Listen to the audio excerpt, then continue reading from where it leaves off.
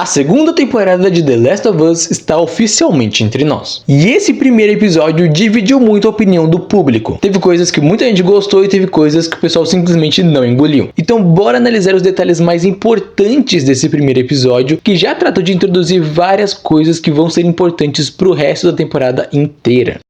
Joel na terapia. Tanto o Craig Mazin quanto o Neil Druckmann sabem o valor que a presença desse personagem tem. Cada cena com ele vale ouro, mas essa cena específica da terapia tem o valor de um diamante inteiro. Quando escalaram Pedro Pascal para fazer o Joel, todo mundo reclamou, mas ele calou a boca de todo mundo na primeira temporada. Que agora ele calou esse povo mais uma vez, porque ele prova que ele entende o personagem e fez uma atuação simplesmente maravilhosa. E é bem inusitado a gente ver que ele tá fazendo terapia, já que a gente sabe quem o Joel ele sempre foi um cara fechado, durão, fora que o cara vive num mundo pós-apocalíptico, então não é exatamente a coisa mais comum a gente ver uma pessoa se preocupando com a própria saúde mental. Mas dado o contexto, é totalmente plausível porque, primeiro, ele tá vivendo em Jackson e ele tá buscando uma vida mais normal e tranquila, num lugar que tenta justamente trazer a normalidade do mundo. Então assim, eu vi gente reclamando, mas não é a coisa mais absurda do mundo, né, gente? E por falar nela, precisamos falar sobre a Ellie. A Ellie já tá numa posição de protagonismo logo no início desse episódio. Porém, isso teve algumas mudanças em relação ao jogo, por exemplo, como a aparente falta de maturidade da personagem. Além da atriz não ter sofrido nenhuma mudança aparente, tivemos um time skip de 5 anos entre a primeira e a segunda temporada. Mas a Ellie parece não ter mudado nem amadurecido muito. No jogo, ela cria uma espécie de maturidade fria com o passar dos anos. Ela ainda é a Ellie que curte umas piadas ruins, umas brincadeiras, é claro, mas que é muito mais fechada, reservada e séria. Enquanto na série, nem mesmo para matar um instalador ela leva a situação a sério. O que eu achei um baita desperdício de cena que menospreza até um pouquinho a aparente ameaça dos infectados. Ao meu ver, o que os roteiristas têm em mente é que o baque do jogo de golfe envolvendo Joel afete muito mais ela e ela praticamente mude de personalidade. É só você ver, quando a situação ficou séria mesmo, seja no treinamento logo no início do episódio ou na cena com o espreitador, a gente vê aquela aura da Ellie do jogo, mais centrada, séria e fria. E por falar nele, vamos falar do novo infectado da série.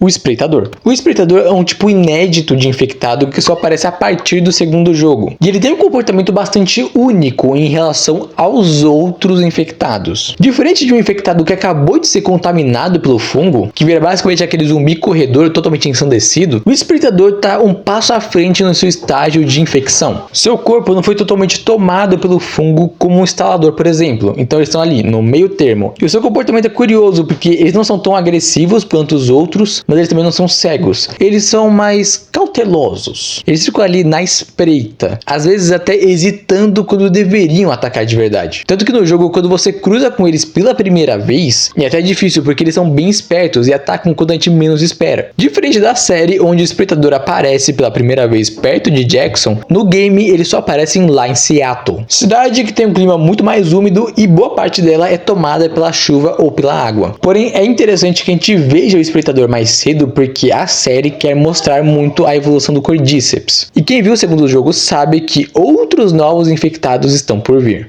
A evolução do Cordyceps. Uma das coisas mais interessantes na primeira temporada é como eles transformaram esse fungo em basicamente um grande organismo vivo com uma mente coletiva, que a gente já tem conhecimento de como essa infecção pode afetar o corpo humano e as evoluções que isso desencadeia. Ainda por cima, os infectados não se alimentam apenas de humanos, seja da sua carne ou dos seus cérebros. Eles são zumbis que podem sim se alimentar de outros seres vivos. Nesse primeiro episódio da segunda temporada, a gente vê que eles tentaram devorar um urso. No jogo, quem é devorado é um alce, mas o conceito é basicamente o mesmo. E como se não fosse o bastante, agora aparentemente o fungo está em Jackson e vai levar uma horda gigantesca de infectados para lá. Então sim, eu imagino que o Cordyceps esteja procurando evoluir o máximo que ele pode, principalmente porque ele parece ser um organismo vivo e ele quer se espalhar e proliferar o máximo que ele pode. Afinal, já se passaram mais de 20 anos desde o início do contágio. Mas não é só de zumbis que vive The Last of Us. Outro grande ponto são os personagens, e tivemos duas novas adições que fizeram total diferença para a trama e que são muito bem-vindas.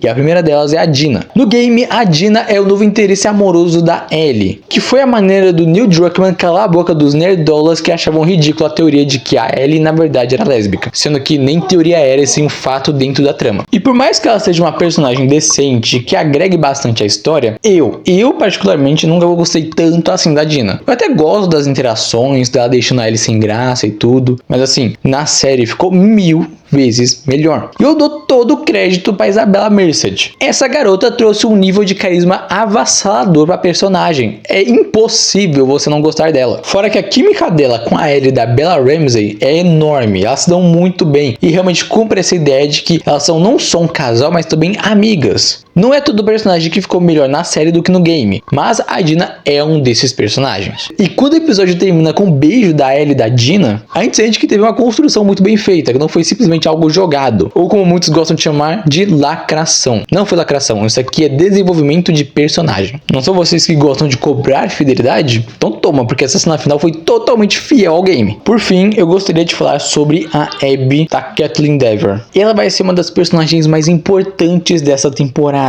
Eu adorei a cena de introdução que já começou com ela após os eventos da primeira temporada, quando o Joel atacou os vagalumes para salvar a Ellie. E como era o primeiro vislumbre da personagem, a atriz entregou tudo que tinha. Essa cena inclusive ajuda muito melhor a gente a compreender o lado dela, porque a gente sente a dor dela no túmulo do pai, a gente entende como está direcionada a vingança dela. Mesmo que a gente goste de estar do lado do Joel e acredite que ele fez algo certo e que a gente também faria no lugar dele, aquilo ali tem consequências.